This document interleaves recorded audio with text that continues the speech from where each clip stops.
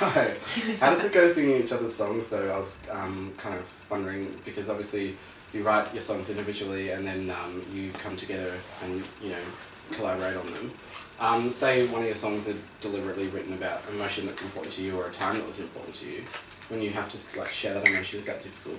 You know, I think because there's a detachment from by the time you're playing the music and material live, I mean, you've become so detached from the original content that, we were talking about this last night, that you almost feel like you're in a cover band, like you're covering someone else's music and you're finding new ways to attach to it. So yeah. that original sentiment, whatever, you know, provoked or inspired a song, I mean, I very rarely will even think about that thing, so it doesn't feel strange to try to attach emotion to Tegan's songs, because in a way I'm doing the same thing to my own material. Like I'm really applying it to like whatever's going on in my life now. Yeah. You know?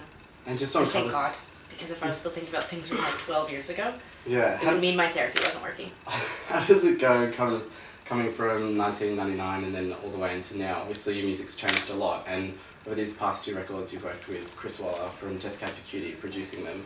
I feel like this last record is a lot more headstrong than the Con, motive-wise and I guess music-wise as well. Is that something that you guys actively set out to do, or it just happened? Well, this Sainthood was the first record since So Jealous, like, that we had worked with the band that we tour with. So typically in our history we've, you know, hired musicians and had them play on the record and then hired different musicians to tour. So when Chris Waller worked on the Con with us, we hired musicians like just to record on the record, and so it was very different. Like the music was written and then performed by Sara and I, and then everything else was added after the fact. And so the record has a more natural, organic, almost tentativeness to it. It's very emotionally raw because most of it's coming from Sara and I.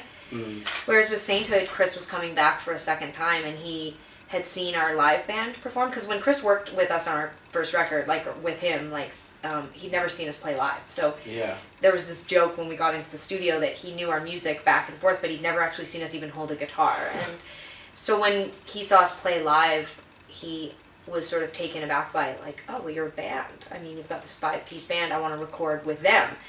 And it didn't end up happening quite that way, but the songs were worked out in a band environment, so I think that there was an aggressiveness and a rockiness that came from performing that way, and there was also a confidence. Like when you go into the studio and you're recording keyboards and guitars, you're layering things, you're sort of seeing it as almost you're detached from it in a different way. And when we went in to record Sainthood, it was like, okay, there's 5 of us, we're going to make noise, it's going to go down on tape, and that's it. And so there was just like there was more focus. It was like A to B. And I don't like one more than the other, like working wise, but I like doing it that way. I'm not sure I would do it that way again right away, but there was something really magical about just going in and just worrying about what you're doing. You know, it was one of the first records we haven't produced. We stepped right back and just came as songwriters and performers. I was going to say, was that difficult for you stepping back from the producer role, obviously starting off as that? Not for me, just because there was so much to do. Like, I mean, I didn't feel like not busy or anything. Taking a step back didn't feel like we were giving up any sort of responsibility or workload or accountability. It just really felt like we were really just giving like full permission to somebody else to sort of like direct us. And in the past it's been a little bit more like, what do you think and how would you do this? And I think we just sort of like trusted Chris and Howard Radikoff, who also co-produced the record. We trusted them so much that once the roles were defined, we really just stuck to them, and it wasn't